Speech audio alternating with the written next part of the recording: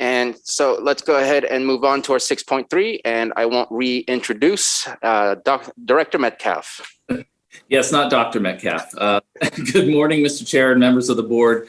In the interest of time, we will keep this brief, but I am very excited to introduce our Mental Health Advisory Board Chair, Julie Colfax, who has been running our advisory board as of late and has turned it into a very dynamic and robust board. And so she will be presenting our latest annual report, or I should say their latest annual report, the Mental Health Advisory Board. So Julie, I will just turn it over to you. Thank you.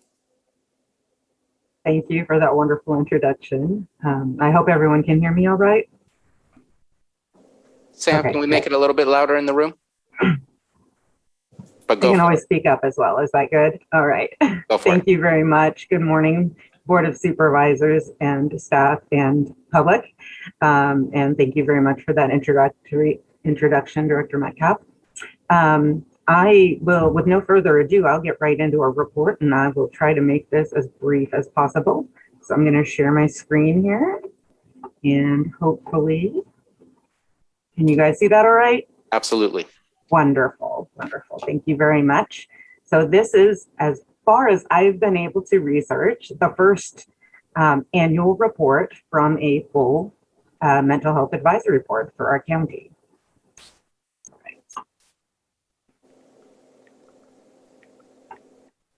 There we go. So very briefly, I want to talk about where we started. This is covering the time from July 1st, 2020 to June 30th, 2021. Where we started in July 2020, we began with 3 board members and 4 vacant positions.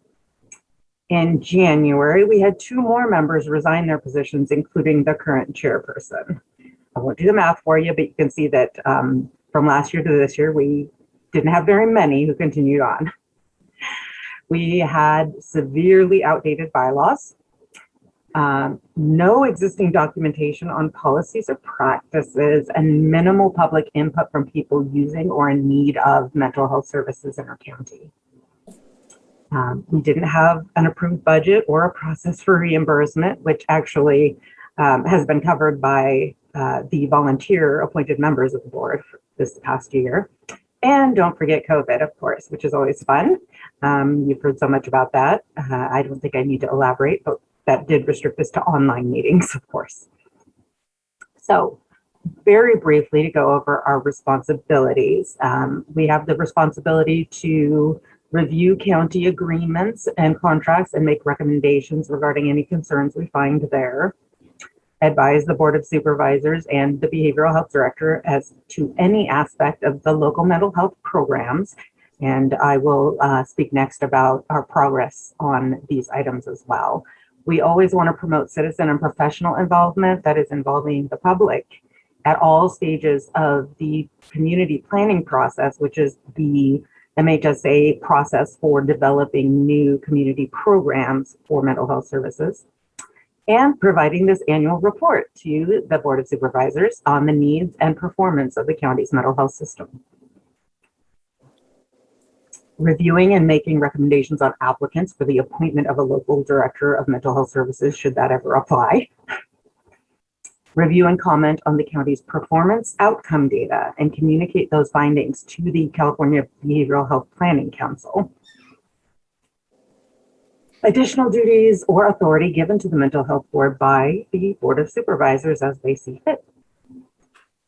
And then assessing the impact of realignment of services from the state to the county level, which has been happening for the last few years, actually. What we did get done.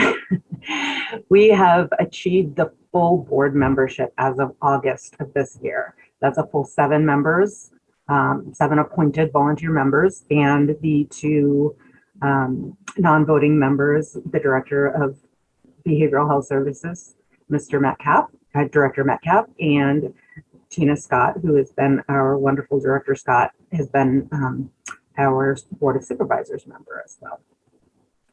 We proposed a budget for the 21-22 fiscal year of approximately $2,300.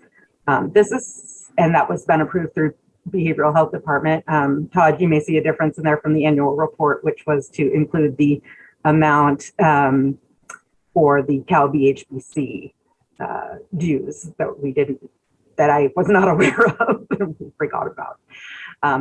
All of our current members have completed the required 2-hour ethics training, and we are tracking that and making sure that everyone stays current on that issue as well.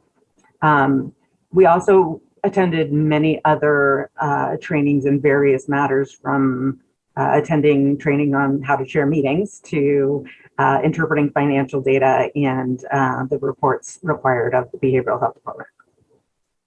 We began collecting data about all of the behavioral health programs across the county. That includes providers and facilities, whether it be in schools or in medical care facilities or through behavioral health, the county behavioral health programs as well. So we actually look at all of the behavioral health and mental health programs across the county or that are provided to county residents. We participated in the community planning process and facilitated the MHSA required public hearing. And we drafted recommendation regarding AB 1976 Laura's Law, which was approved by your board earlier this year. Oops.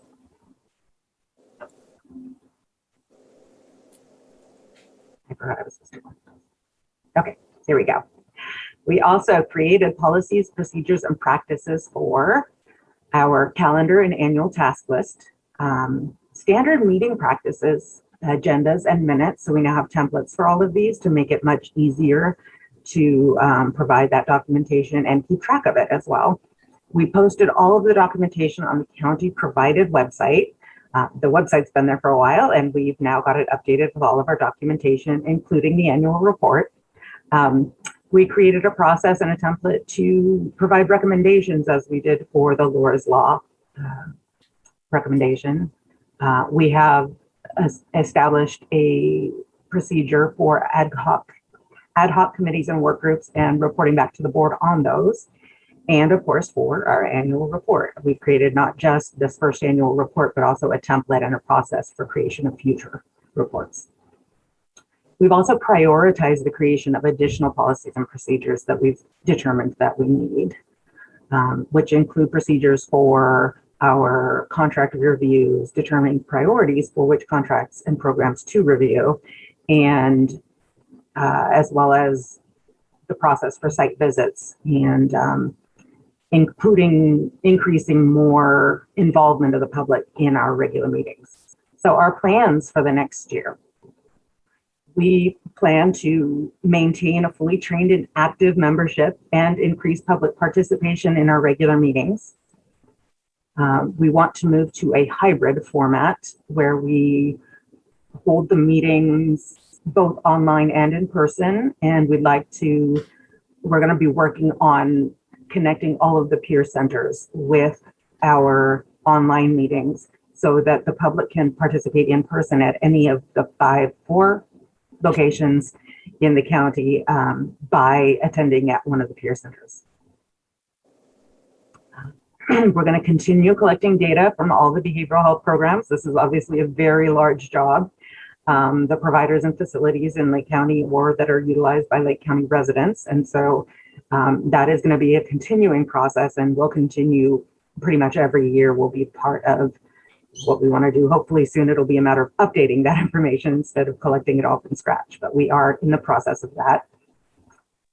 Continuing creation of policies, procedures, and practices, as I just mentioned, including revision of the bylaws. That's one of our biggest, earliest tasks for this next year.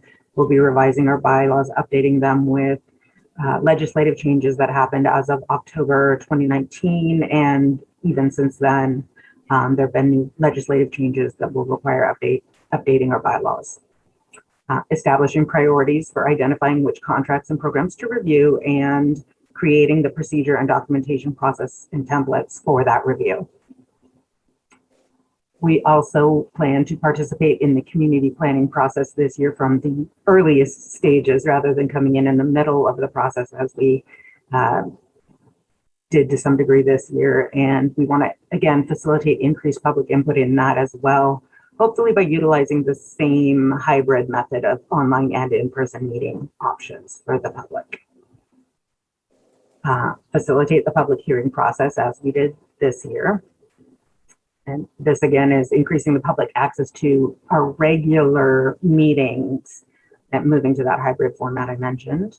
Continue to update our website and public information on a monthly or more often basis. Establish an email address for the board, which we are in the process of doing. We've actually been doing some troubleshooting just this morning. Future possibilities, and this is where I need some input from you, our wonderful board of supervisors. We've been requested by Director Metcalf to consider transitioning from a mental health advisory board to a behavioral health advisory board. And we've held some discussions on this requirement, on this request. So the behavioral health director requested this. As we transition to an organized delivery system, will actually require having a board for alcohol and other drug services or substance use disorder services. Working toward an organized delivery system incorporates both mental health and AODS. And so it makes it necessary to have a board such as this to have public voice in both of those. This can be an additional board, or many counties have integrated this into their mental health board to create a behavioral health board. Since we're already doing revisions to our bylaws due to the legislative updates, we could relatively easily incorporate the added responsibilities in that process. So it's kind of an ideal time to do that. Also, the members have had some discussions about this and have reached a consensus that supports integration of those responsibilities with ours. However, the ultimate choice, of course, is up to the Board of Supervisors to direct us in which way we should go on that. The responsibilities typically parallel those of the Mental Health Board and just include AODS programs, which, by the way, naturally due to their services and the 60 to 70% of alcohol and drug services clients have co-occurring disorders, which means they have both a mental health disorder as well as a substance use disorder. And so it's very difficult actually to distinguish mental health from substance abuse services discreetly. And it's hard to make a definition between those two. And so this is a list. I'm not going to go and read through all of these for you unless you want me to. But these are the proposed responsibilities that we could include in our bylaws, and they very much do mimic our current responsibilities. And so on that note, thank you very much. Try to make it as short and sweet as possible. Do you have any questions for me? Thank you so much for the presentation. If we can get the lights back on, thank you. And Director Metcalf, before we bring it to the board, do you have any final comments?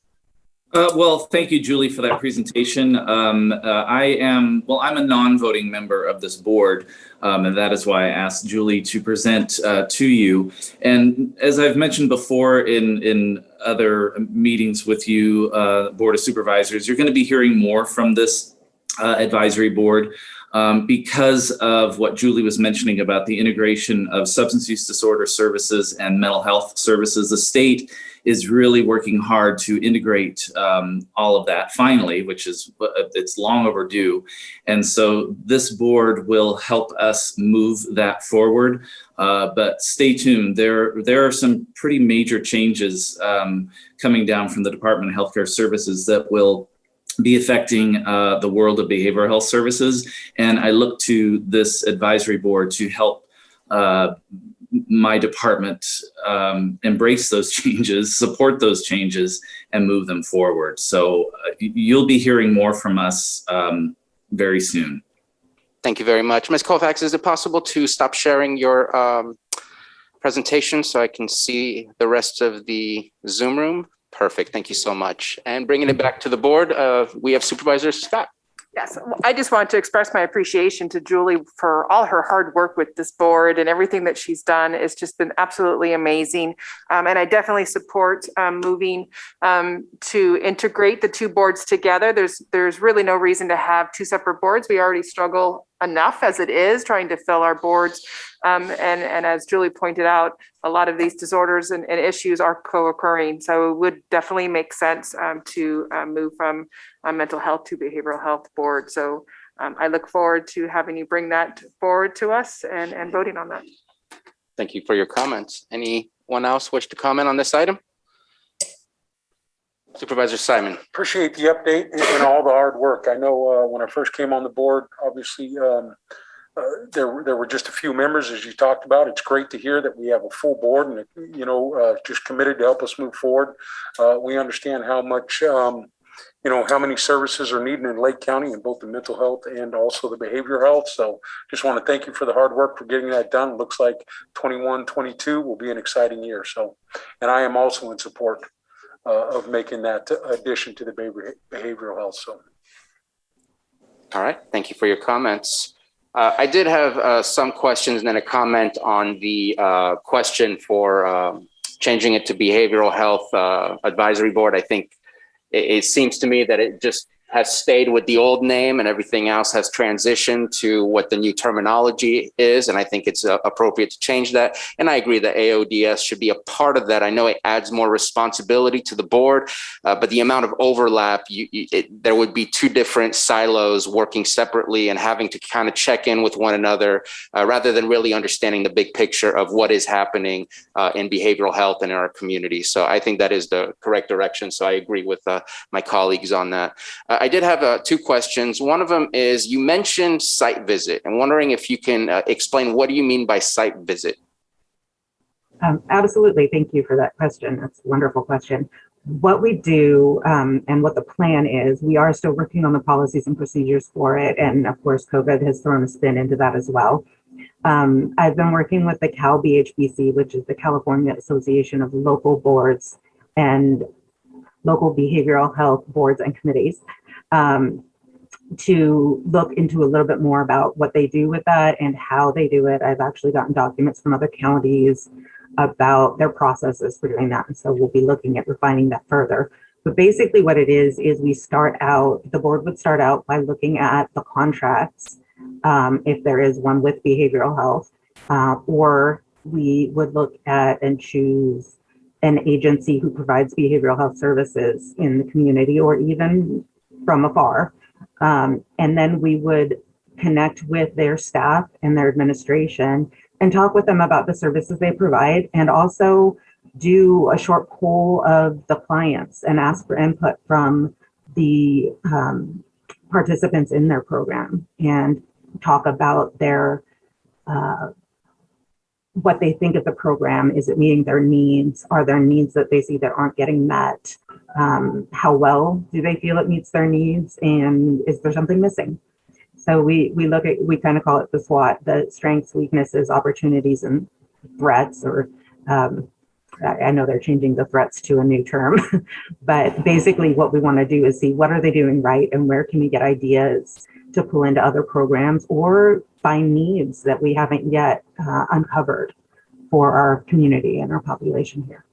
Thank you for that. And unless I missed it, is there a physical field trip that would occur as well to visit the facility, or is it only kind of asking questions and obtaining more information on what is happening in those facilities and how clients are perceiving the care that they're getting? Actually, we do. It would be in-person visits. We would go in and see, and one of the legislation actually talks about utilizing the Office of Patient Rights if needed. Most of us on the board are mental health professionals, so we're aware of the HIPAA laws and regulations and understand what privacy needs to happen in order to connect with clients. And it would always be on the client's, with the client's permission to meet with them. We wouldn't just barge into sessions or anything like that ever. And so what we would do is go and actually talk in person to different staff at the facility, meet with the administration, possibly meet with a clinical director or the clinicians at a given location and talk about what supports they have and what supports they might need. Okay, thank you for that. And I really appreciate the that opportunity. I know that we see them as a contract. I don't know how many of the Board of Supervisors has gone to visit some of these facilities. Not all of them are in Lake County, and having that those eyes and ears of understanding not only what the facility itself looks like and how it's providing a service, but how the service is being perceived again from the perspective of the client, I think is very important. So I appreciate that. And then the last thing is just a data collection. I'm sure you're well aware that I'm very much in favor of looking at that data collection, looking at the outcomes. I know Director Metcalf and I have been talking about that since day one that I've been here. Getting that information, I think, is key to understanding just how successful we are being and where the struggles are and what changes we need to look at. So really happy to see those things on your list and looking forward to them being collected and provided to us. So thank you so much. Thank you. Any further comments before we open it up for the public? And seeing none, anybody in the board chambers have any comments on this item? Anybody in the Zoom room? All right. Director Metcalf, Ms. Colfax, thank you so much for your time today. Really appreciate the report. Thank you very much. If I might, one last thing, I would feel remiss if I didn't say thank you to my board members that have worked so hard with me over this last year to put together this report and to start really establishing these services for you guys. Of course. Thank you so much for that.